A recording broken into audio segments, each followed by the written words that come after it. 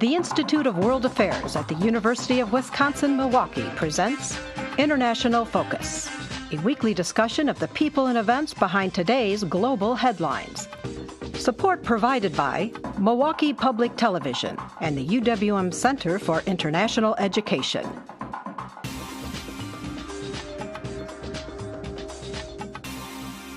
Now here's your host, Rob Ricigliano. Welcome to International Focus. Our topic today, Obama's Asia pivot. As President Obama begins his second term, observers are watching to see how the so-called Asia pivot will impact U.S. policy.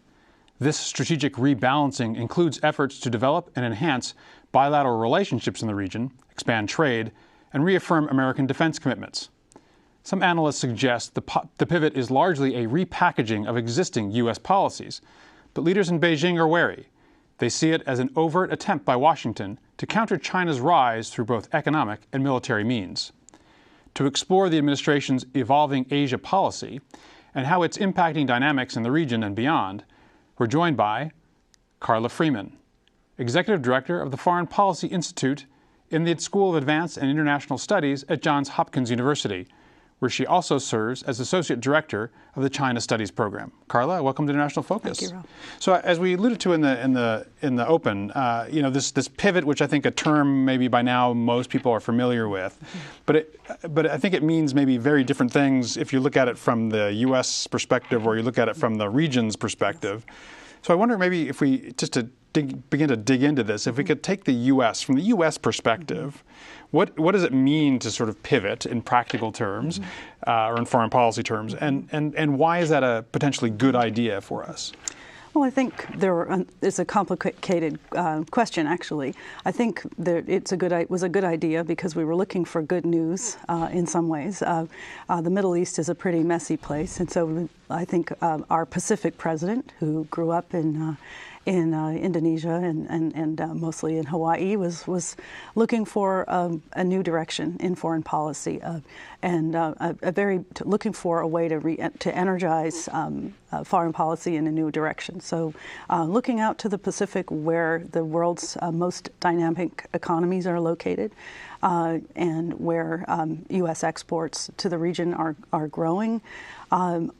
Also to a region where we've had longstanding military commitments, and a region where the U.S. During the Bush II presidency had not been very present in engaging in some of the multilateral organizations that now are becoming a more and more important force in shaping policy in the region.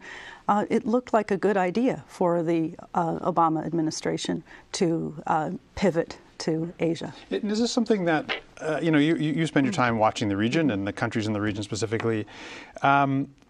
Is this mostly a reactive move? In other words, something that should have been getting our attention for a while and we're kind of late getting the attention there? Or is it more proactive in terms of we want to, push new policies or start new initiatives? I think it's one of those. It's both answers. We've been in Asia. This is not a new policy. We have maintained our strong defense commitments. Trade has been growing naturally, but particularly alongside China's rise. But I think it also included some new initiatives on the economic front, building on new FTAs that we'd signed and been negotiating. Free trade agreement. We recently signed one with South Korea. The Trans-Pacific Partnership was something that was started actually by the Bush administration, but that the Obama administration started putting some muscle into. It's an agreement that would expand free trade between the U.S. and 10 other economies in the Asia Pacific. So that's a new initiative and something that could really have benefit for American competitiveness, the competitiveness of our exports. So I guess it kind of segues into another dichotomy I want you to talk about a bit is, so to what degree is the pivot in response to a threat, because people are saying whether China is becoming more militarily active, or we hear our kids and our grandkids are going to be working for better learn Mandarin because you're going to be working for Chinese companies. Right. So in that sense, is it a pivot toward a threat, or is it a pivot toward an opportunity, where there may be, compared to the value we might get by investing our time and resources into Europe or the Middle East or Africa, this is a better opportunity? Well, I think again, both. It's an economic opportunity. I think it's also. It's also important for the U.S. As it faces an assessment by powers in the region and other places that its power may be declining, that it make it clear that we will preserve our commitments and even try to re-energize them. And I think that's what the pivot was partly about. I think there's a perception, 2008, 2009, with the global financial crisis, that the United States was in that final slide to ultimate decline that people have been predicting for a while. And it was important for the U.S. to say to the region, we're still here. We are going to uphold our commitments to Japan and to South Korea that have been very important in contributing to stability in the region. That said, I think it's also a pivot against China in some senses. We are dealing with a China that has seen double-digit growth in military spending almost consistently, with some exceptions, for some time now, and it also has an expanding navy and larger presence in the region, and it has good relations with its neighbors, but also has some issues with them, mostly territorial disputes involving maritime features, because these are generally uninhabited islands. Maritime features, is that an euphemism right, exactly. For rocks, essentially, yes. But it's a complicated space, and I think the U.S. has recognized that it needed to. Our administration recognized that perhaps we weren't putting enough muscle. There was at least a perception that we were focused so much on the Middle East that we were prepared to neglect our commitments in the region. So I guess to be a little bit of a devil's advocate. It's hard. Change like this is hard. I mean, big strategic change is hard for any administration. Right. Though some might argue, well, especially with the financial crisis in Europe and other cultural and economic ties, you're really not going to be able to divert many resources away from your focus on Europe. And then with still troops in Afghanistan and lots of conflicts and issues going on in the Middle East, Israel-Palestine, and North Africa. Yeah. How capable is the United States going to be to really pivot? To really redirect resources. Well, this is the key question. Chances are, we're on the verge of a sequester. We're facing enormous budget problems. Our pie is shrinking. Can we really devote the kinds of resources to the region that would really represent a big strategic shift? And the answer is probably not. It will be in good shape if we can preserve our current commitments. I believe Secretary of Defense Panetta made it very clear that Asia would not experience cuts. Whether the Obama II administration's able to uphold Panetta's commitment is another so issue. Not cutting might be the new adding. Right, not cutting might be the new adding. Exactly. The danger is, though, we made some. We've tried to re-energize our alliances in the region. We have an alliance with the Philippines. We have an alliance with Japan and South Korea, but particularly focusing, for example, on the Philippines, we Secretary Clinton made some very strong statements of support for the U.S.-Filipino mutual defense commitments. Whether we're prepared to act on those commitments if we are drawn into some sort of dispute over these maritime features, that would be a serious commitment in terms of blood and treasure. And I'm not sure that we've really thought through the consequences of some of these commitments. I think there's some worry in Washington that the tail will end up wagging the dog, in effect, and drawing us into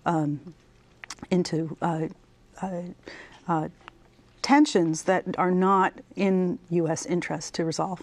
As opposed to what we might have at stake in terms of a conflict in the European theaters or in the Middle East. Exactly. These aren't the ones that have the same kind of, aren't seen as having the same value or benefit attached to them. Right. Well, I mean, these are conflicts that one hopes could be resolved over time. So they don't necessarily require, military intervention.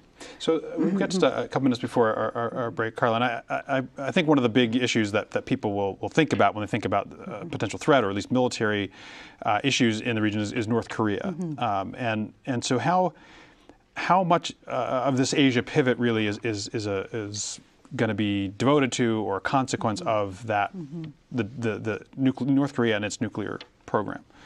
That's a great question. I think I don't think the pivot was entirely directed toward North Korea, but I think there is an extent to which the U.S. had hoped that by making it clear that it was in the region to stay, that would help nudge a new North Korean regime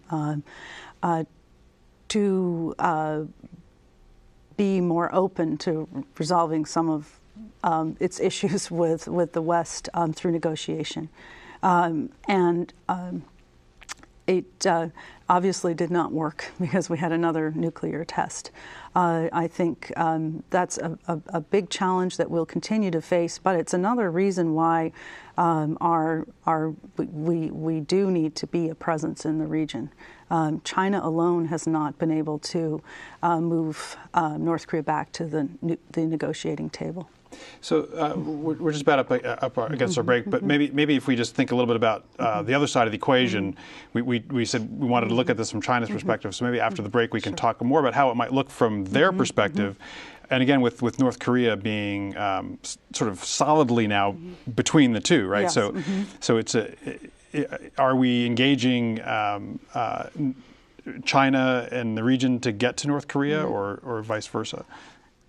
I think our relationship with China is much more significant than North Korea alone.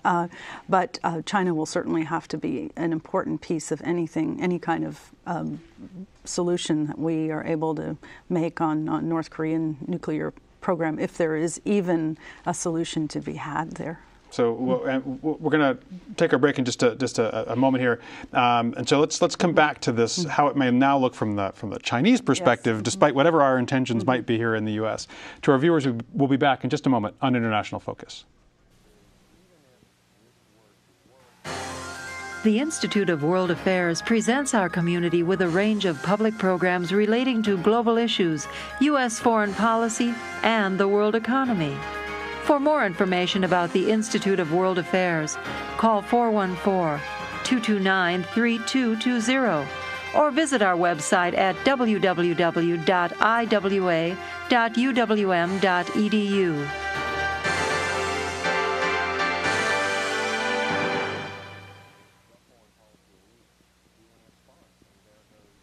Welcome back to International Focus. We're talking about the Obama administration's pivot to Asia with Carla Freeman of the Foreign Policy Institute at Johns Hopkins University. So, Carla, we spent the first half of the show talking about this from sort of the U.S. perspective.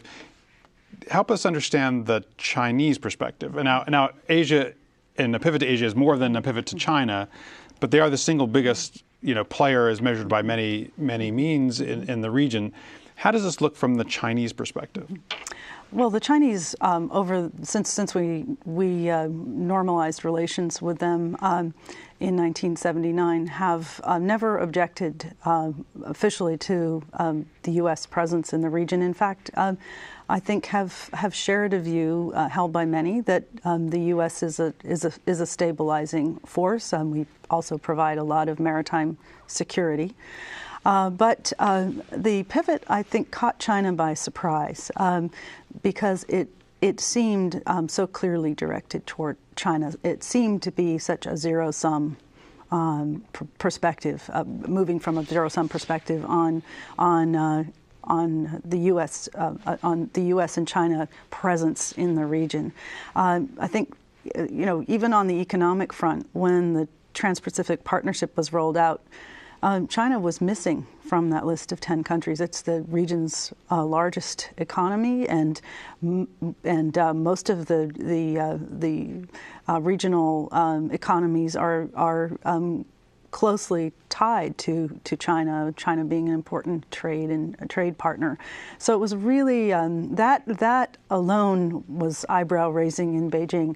But I think more concern to Beijing was the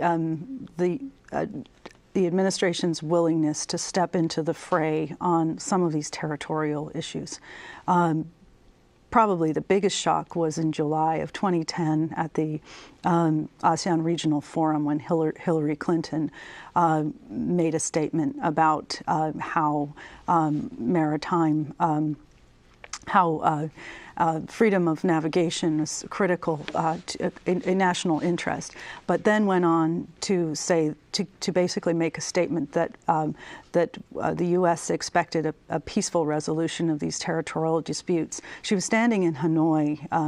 Vietnam and China have tussled over different sets of islands in the South China Sea, and it really seemed to the Chinese that she was interfering in a delicate bilateral relationship and making the situation much more complicated, and doing it also without having consulted the Chinese, and as if it was a deliberate attempt to embarrass the Chinese government. So it provoked a very strong reaction from Beijing. What's the sort of worst case from the Chinese perspective as to what the motivations behind the pivot are? I mean, what for them might be the costliest version of the pivot as they might see it? Well, I think the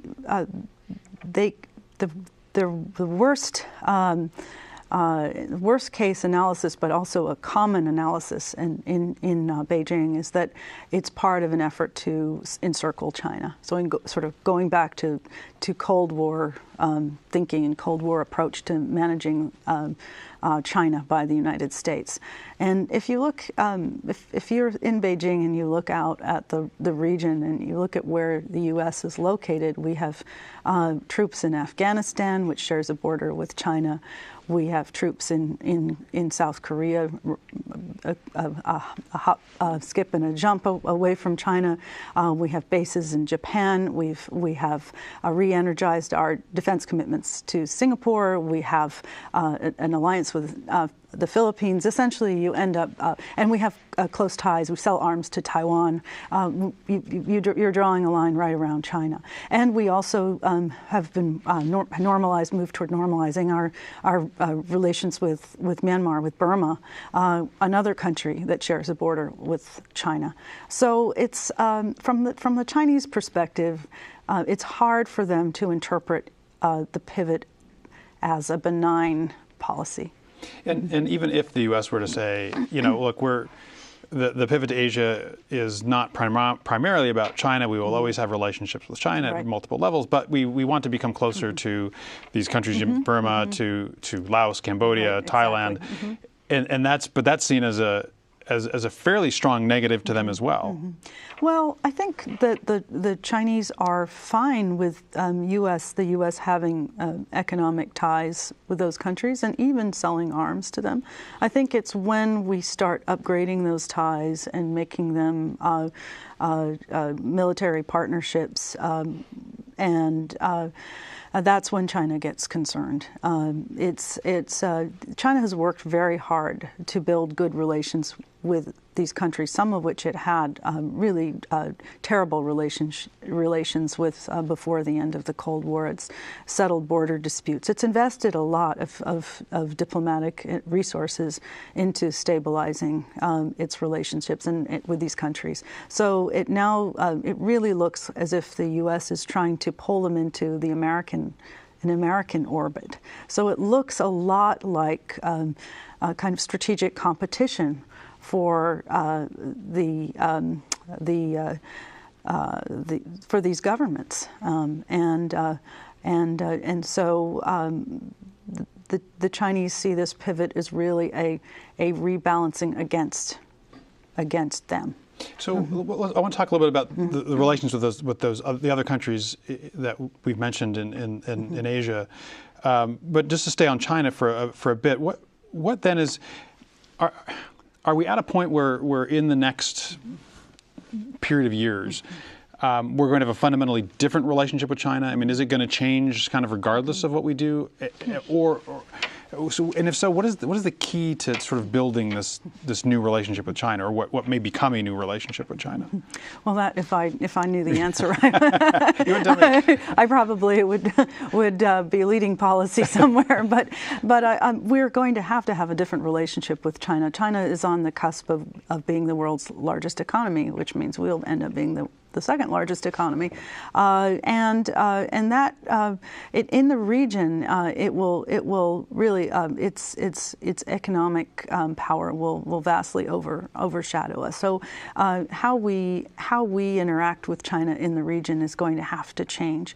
The other thing is that China has been developing its navy and been putting a lot of resources into developing its navy. It still has a very long way to go before it is even in the same range as the U.S. Navy. Nonetheless, we're starting to bump up against the Chinese Navy. There was the impeccable incident in 2009 where one of our ships was harassed by the Chinese in China's territorial waters. We are strongly committed to freedom of navigation. That is true. The Chinese interpret some of the law of the sea a little bit differently than we do. We're going to have to work out some common ground on this issue. We're also going to have to work out some rules of the road and how our shipping interacts, our navies interact. We have a lot of work to do, but we're not necessarily going to be able to tell the Chinese this is going to have to be how it's going to be. We're going to have to negotiate all of this. I think it would be better for us to start negotiating now, where we're in a relative position of strength, rather than waiting a few years when we may be maybe less strong than we are. We have a few minutes left, and I don't want to ignore the rest of Asia. Right. So if we look at the other kind of countries that we mentioned, so U.S. has established relationship with countries like the Philippines and Japan and South Korea, but other countries, Indonesia, Burma, Thailand, Cambodia, Laos, what is the potential for sort of growth or change in those relationships? They're growing economies. I mean, is that still going to be a relatively small part of our Asia policy, or is it something that's going to be, we're going to see more news about, more initiatives? Well, I'm not sure, but I think that all of those countries the countries you mentioned are very interested in maintaining good relations with the United States. It's part of their own strategy. They can't move. They're in Asia to stay. China will always be their neighbor, and having a good relationship with China is key. On the other hand, to guarantee to try to make sure that they have as much flexibility in their own policies, they want to have a strong friend in the United States, most of those countries. And so I think that the U.S. Will have lots of opportunities to work together with those countries, not necessarily just on security issues, but in strengthening our economic ties, and in working together on a lot of different issues, from climate change to humanitarian issues. I think we will see those relationships grow. Just a couple minutes left, Carla, before we have to wrap up. But if we had to now project ahead, if we were having this conversation in 4 years from now, and looking back on what was the Obama administration's legacy of its Asia policy, what do you think we might be talking about at that point? What might be the significant things we might be talking about? Well, it's a wonderful question. I think I'm not going to answer it, because I think that even though it's a wonderful question, because I think that the Obama administration is right now doing a reassessment of its pivot policy, or rebalancing policy, as it's already redescribes it, because I think it wants to recognizes that as a global player, we have to manage all regions. Our European allies were not too keen on the pivot. I think, as you're aware, we now are talking about a transatlantic partnership that would expand trade with Europe. And we simply cannot ignore our commitments in the Middle East. Those are not going to go away. So I think, looking back, I think the pivot may just be a footnote, but it's part of an American effort now to continue to be a global player, but manage perhaps our complicated commitments with fewer resources. So maybe the outcome is we figure out what it is we want That's right, out of the region. Yeah. Carla Freeman, Johns Hopkins University, thank you very much. To our viewers, we'll see you next week on International Focus.